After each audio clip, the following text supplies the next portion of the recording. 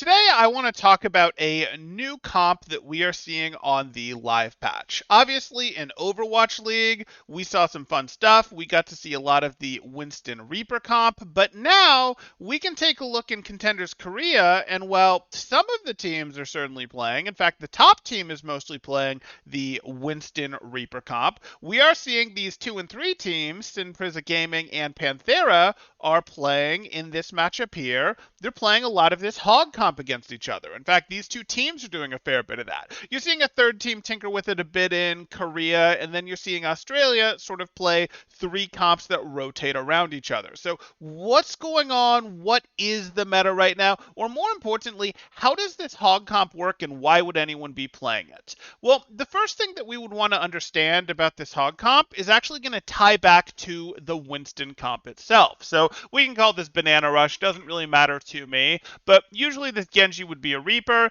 and what we would be looking at is there's no real ability to punish the other team in a mirror of these comps, or even to punish common heroes in this comp, because they're all going to have mobility. Backline of Kiriko Lucio, there's no one to punish until Kiriko doesn't have her teleport, or doesn't have Suzu. There's no one to punish until Reaper doesn't have Wraith. Winston doesn't have the ability to just jump away. Things like that. Sojourn doesn't have Slide. And same thing with similar substitute heroes. So you might be a dive comp, but you have to poke to force out movement abilities from the other team so that they, try to leave with movement abilities, and then you get to jump on top of them and actually have your dive phase, your brawl phase, whatever. You just can't have a clean dive even if you stage it well while the opponent still have stuff, so you're actually having to poke stuff out. So what would the natural conclusion be? Well, what if we could maintain being a dive comp or maintain a lot of dive mobility while getting better poke ability so that we can force out those mobility cooldowns, force that stuff out faster,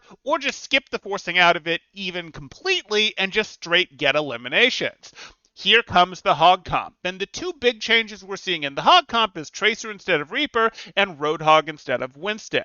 Well, what this does is instead of having 2 heroes that can just sort of skip the forcing out mobility phase, Sojourn can get a railgun and just eliminate someone and it doesn't matter that they still had teleport left or still had slide left, they're dead. Similar thing with Kiriko where she can take people down real fast with a headshot, 120 damage, nothing to scoff at there. Okay, cool. That's a big deal.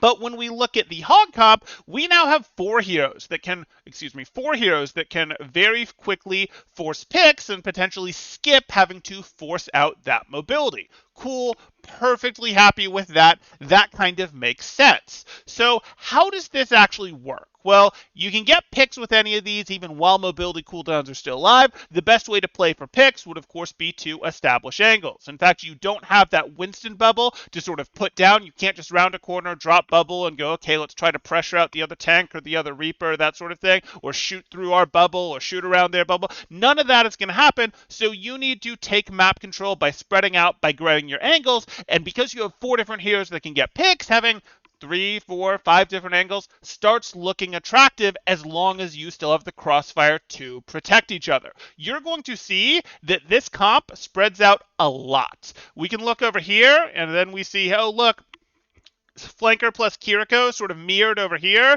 Then we look at this other team, and they actually walked up through the cave as a group of 3, but while Sojourn kept this angle here, HOG kept walking to get a deeper angle, a new piece of cover, etc. Now they're threatening from 3 different angles. If the Kiriko behind us climbs a little bit on top of the sign, that sort of becomes a 4th different angle. They're not huge angle differences, but these angle differences do add up, compromise different cover, work pretty well to generate picks. And we would see very similar positioning from our green team Panthera right now if they give us a turnaround, where Tracer's maybe over here, and we've got a fair amount of spread happening from the team that we're looking at.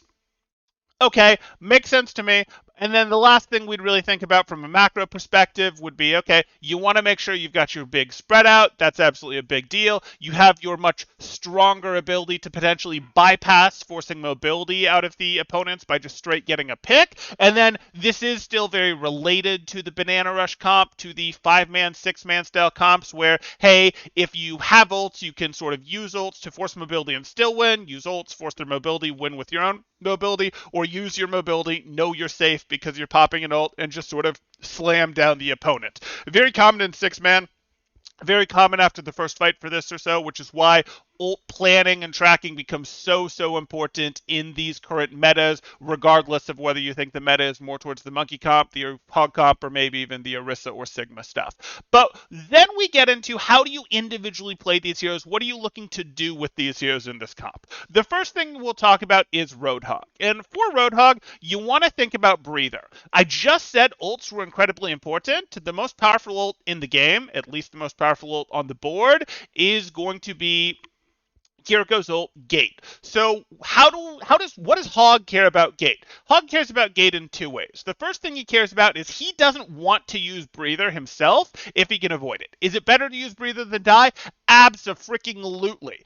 But if you can get out or finish a small rotation without having to use Breather and then let Kiriko heal you back up, that is very much preferable because you want her to get that Gate charge. The other thing you're aware of with Breather is, hey, if you hook the other tank, they're probably going to survive and get out, and they're probably going to feed a lot of Gate charge to their Kiriko. We don't particularly like that. On the other hand, if you hook a squishy, you could eliminate them, which is, hey, A+ gold star for you, or you could force a bunch of things like maybe they get a Suzu, maybe Winston jumps in and drops bubble, Lucio slides in and boops you away. Those are perfectly fine. We don't actually care if Roadhog gets the elimination or forces a bunch of resources out of someone else and then our Sojourn gets the elimination.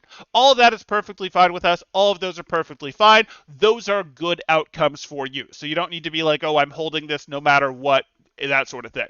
Other thing to remember for Roadhog is, of course, just like we saw there, you might walk up, you might have a couple people with you for a moment. You are going to have more ability to go deeper, and deeper is generally going to mean left or right, not just down center, than the rest of your team, and just sort of get healed as you're walking through that or as you get through it to establish that slightly different angle there. It's going to be hard for a lot of teams to push you while you're recovering because you've held your own breather, so pushing you isn't really safe. Cool, you're good at that point.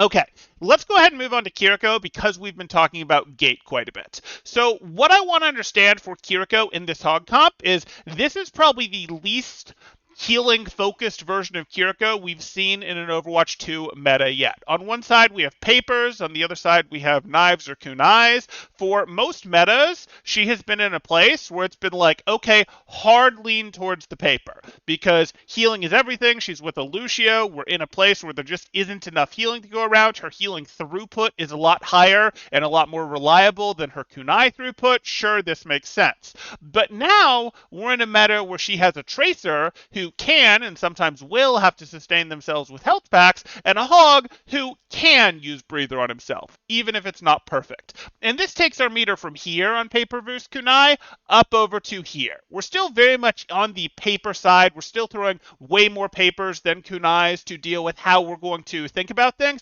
but we're also leaning into this abilities to, once again, get pickoffs. And our ability to get pickoffs is pretty darn cool and pretty darn important. You're going to position more aggressively in this composition than you have in some of the other compositions, and you're going to hunt more for those headshots because your team has a greater ability than before to go, hey, we're going to take cover, we're going to sort of stabilize. There's more specific times that you're looking to heal your team. But you want, in your poke phase, you want to get a fair amount of, we're just going to sort of be able to skip having to force movement out of our opponents and get our picks and that sort of thing, and that is a pretty big deal. You're probably going to lose the gate battles, which means you as a team need to get more picks. By lose the gate battles, I mean lose the race to gates. They should get slightly more gate charge overall than you, but you fix that by canceling more team fights, winning more team fights by getting picks. Cool. Works for me. From there, we're going to go ahead and move on to Tracer. Tracer, what you're looking to do on your way in is you want to help bully the Reaper just a little bit, bully them a little bit on your way in to help your Hog take some space there on your way towards threatening the opponent's backline. You're not just going to constantly be in on the opponent's backline, but you're going to hang out ready to threaten the opponent's backline. You're now looking to control the opponent's Sojourn. You will not have the uptime to just constantly pick fights with their Sojourn. Again, their Sojourn will be in range of their Lucio. may have a Kiriko that can pay attention to them. Your Kiriko isn't going to be able to help you that much with healing, like we just covered.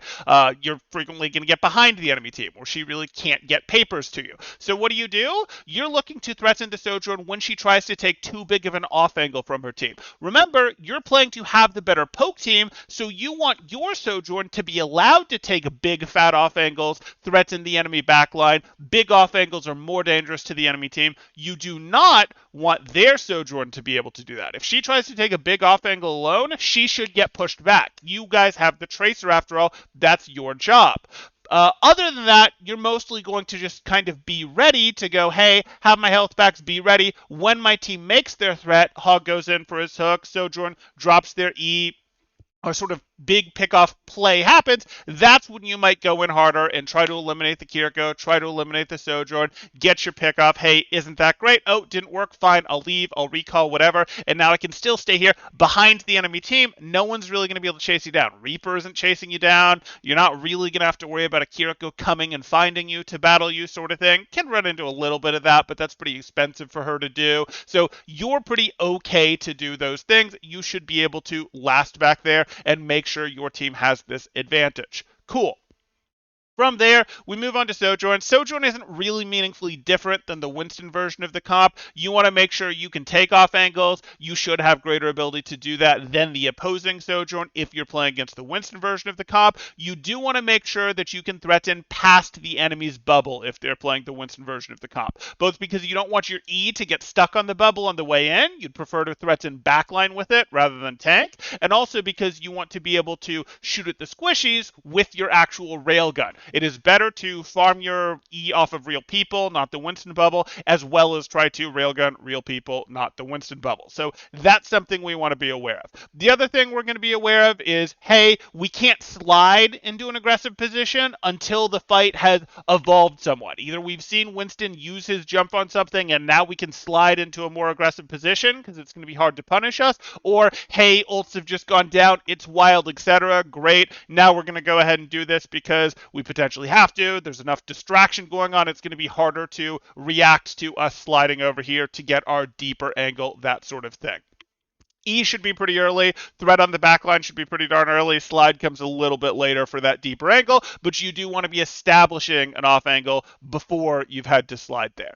And then finally, we get over to Lucio. Lucio, again, isn't going to feel tons different. You do want to make sure you're helping escort Sojourn into an off angle to start. You do want to then be able to play with your Roadhog, but at a different height with that slightly different angle so that you can help get him either through rotations or get him out fast enough so that he doesn't have to use breather. You don't want to be doing a ton of amp heals on him. You'd be happy to let Gate happen. Gate is the more powerful ult than Beat. Hey, we're pretty good with that. But your real key is still going to be in your macro stuff. On ladder, this can be a bit more of a pain. Like I said, ult planning is still incredibly important here. It's slightly de-elevated compared to the Winston comp, but it is still incredibly important.